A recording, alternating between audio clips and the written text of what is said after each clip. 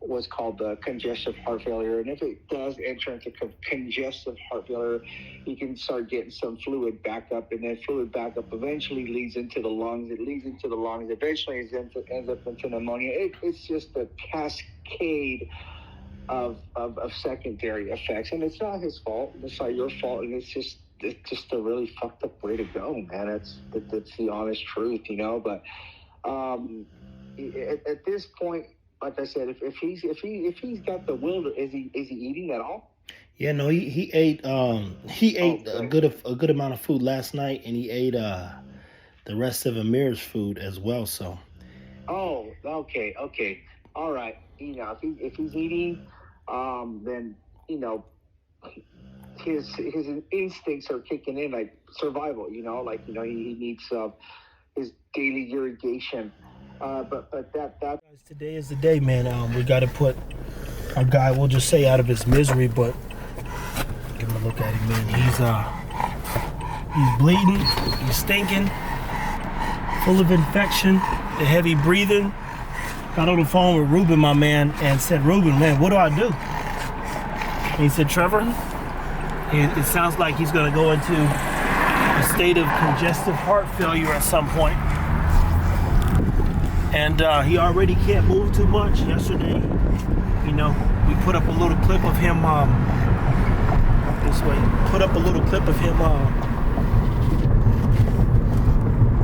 you know, getting on the pillow one more time.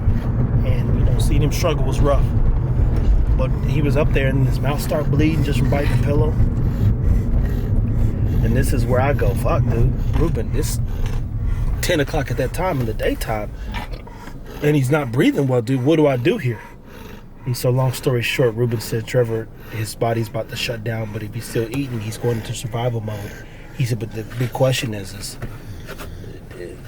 do you want to keep watching him suffer? So he made it till I got back from my fishing trip.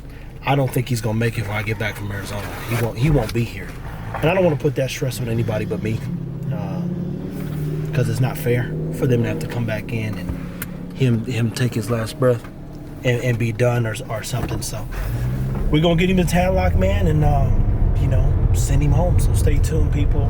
Shout out to everybody who's ever enjoyed Ego, been a part of the process. And we got to go do some more work. And then we got to build Maestro. TV here, FitBully TV, man. Today is not a good day. Oh, wow. So guys, he's about to check out, and she's asking, give him the dog chocolate. Listen, what kind of nigga shit is this? That's some stuff a nigga would do. He'd be like, yo, he always did want some cebollas. He's talking about he was eating onions. He's like, man, let me get one of my onions off. I'm frying onion rings. Might as well now, right? A lot of people get their dog McDonald's on the last day. Yeah. Or they get them just something they've never had or can't have. He's had everything that no dog's ever had.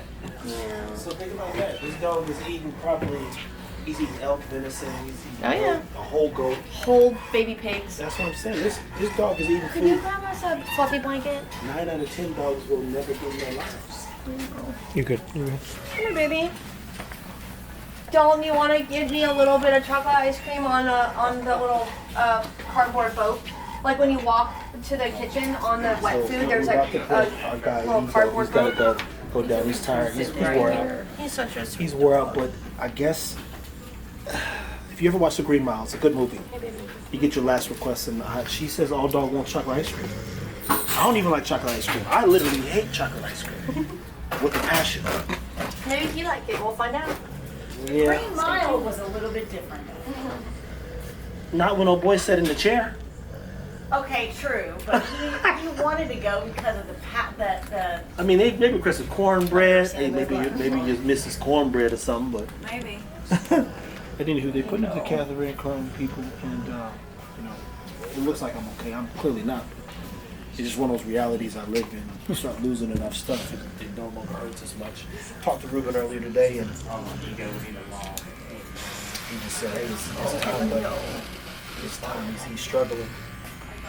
He's struggling, Trev, and it smells like infection. We let him bite the pill yesterday, and his mouth started bleeding. Everything's yellow. Just gotta do the right thing, man. Yes, he does. Come back. Try to be Friday. Yes, either one is. Crazy. You're right. He's a very good dog.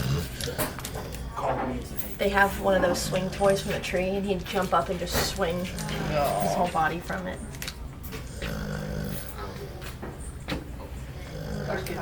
What if it's a Cool. same situation as So I put some in one of those little cardboard boats. So on top of the wet food, there's a little bowl that made out of cardboard. I'll put your hand right here. Just in case you see the big poke.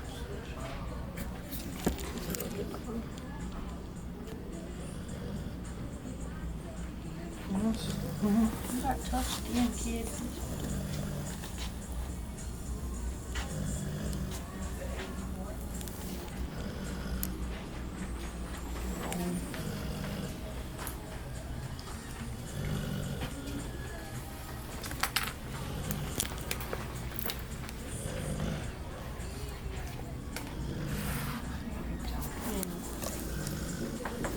There's also a bag of chocolate chip cookies, like a Chick-fil-A bag. Can you grab a cookie out of there?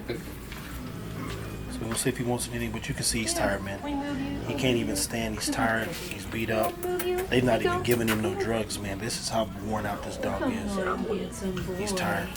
He's tired, people. He's done. You wanna go lay down over there? He is so far gone, man. Look at that. You wanna lay down? I'll use my other phone. What do you think, friend? Can you sit? You go sit down? Sit down. You don't have to if you don't want to right now. What's this? What is that? Good boy. Some chocolate ice cream, people. One time you can feed your dog chocolate ice cream, you're not gonna die. Oh, good boy. What do you think about that? This bluebell, that's the good stuff. Good. You can't eat the stick. You can eat that. He gave you a little dog serving. You need a big boy serving.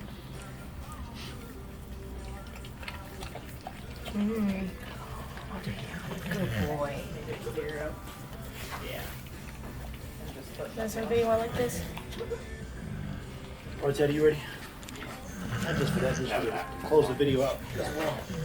So, what are some of the times, especially when a dog's dealing with cancer, that you should be unselfish and I guess pull the trigger? Because for me, he got on the pill a little bit yesterday, and then his whole mouth started bleeding. I was like, oh God, gotta get him out. My whole body was shutting down. And then the breathing, as I told you this morning, it's like, hey, time to wrap this up, man. Yeah.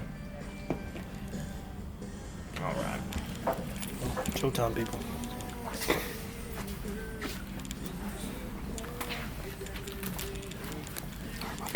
That's it. Next one. I don't do death well in general.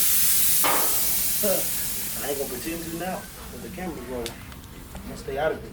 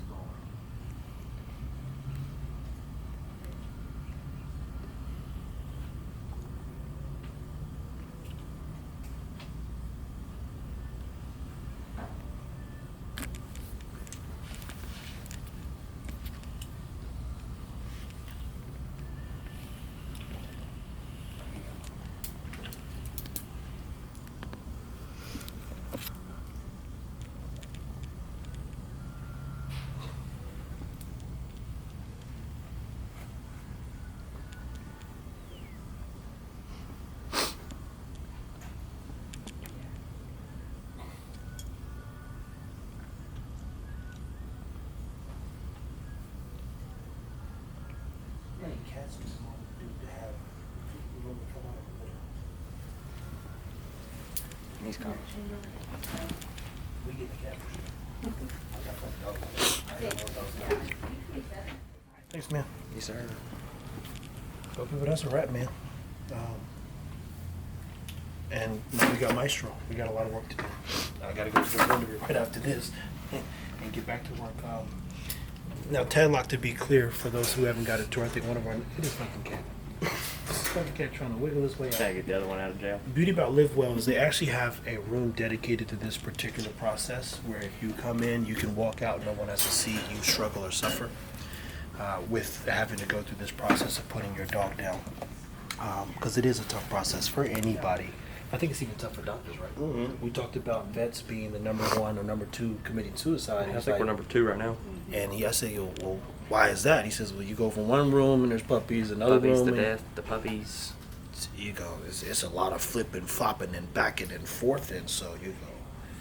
That's kind of how the cookie crumbles. But if you do choose to bring your dogs to that end of life, you've got a whole space for you to mourn and spend some time, as much time as you want with your dog. I look at death as life because it's an unfortunate process, and in this case, we're here because we got big plans for him, and this doesn't stop I don't want to say the show, but the goals. He was a part of the goal. Definitely came sooner than I wanted it to, but that's why we're here at Tadlock now, because he's a part of the goal in the future as well. Outside of that, man, keep taking care of your dogs, people. Thanks, man.